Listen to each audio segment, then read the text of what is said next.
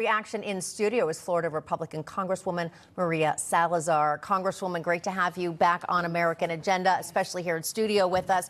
When you hear Kamala Harris spew things like opportunity economy, first of all, what does that actually mean? I bet you can help us translate that. And what do you make of her claims of what she wants to do, but are they actually even doable? The average American needs to know that she has been in power for 4 years. She's on the ticket, and they had the opportunity for 4 years to do the opportunity economy.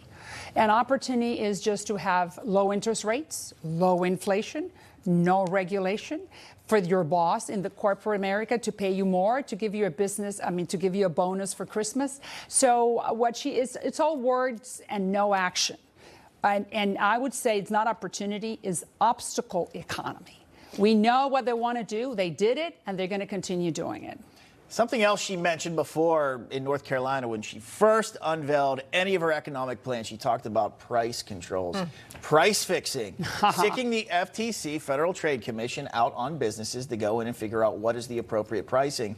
Seems anti-capitalistic. Seems a little bit Marxist or communist. Do you have any thoughts on that? Of course. And that's Cuba, that's Venezuela, that's North Korea, that's Iran, that's Russia, that's China. Price controls. No, let the market decide the price and bring the price really down because of competition.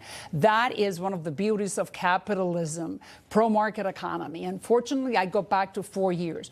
The average American just needs to ask themselves, am I better now than 4 years ago? Regardless of what you think of Donald Trump, regardless whether you like him or not, the economy was fantastic. It was the envy of the world. Everyone made more money. The wages were rising. People got bonuses in Christmas, right? No inflation. Eggs were $2, not 10. It's simple. I mean, you don't have to. Seems pretty simple. I mean, it sounds great. Hey, why not do that again?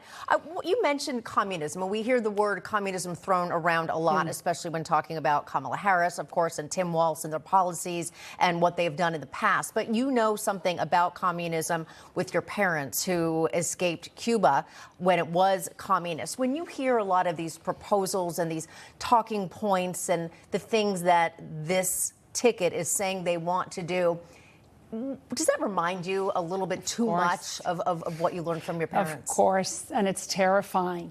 It's terrifying because I was born in Miami. I'm first-generation American.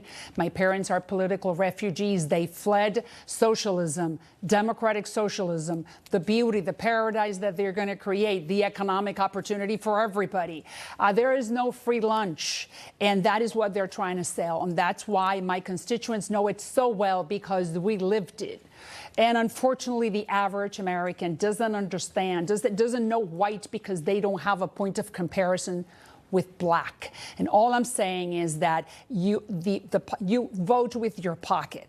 And obviously, you want to be in the pursuit of happiness, but if you don't eat 3 times a day and you don't have a roof over your head, you cannot pursue your happiness. And that starts with the economy. It's very simple. We love the American exceptionality. We love the American system. It gives the opportunity to anyone who wants to grab it. It doesn't guarantee the results, but at least you can try. And that's why you had millions of people crossing the southern border, because they know that the system here works. Would you say that's why more Hispanics are flipping over to President Trump? Of course, because we're not socialists. We're not woke.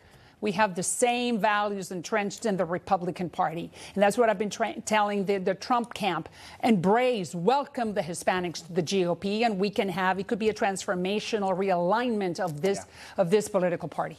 Congresswoman María Salazar from the Sunshine State of Florida. Thanks for It is indeed that, because we know, and that's why we have great laws, and so many people are coming to our state. All right. Thank you so much, Congresswoman. To you. Appreciate it. All right. We have breaking news out of Israel. Prime Minister Netanyahu, a short time ago,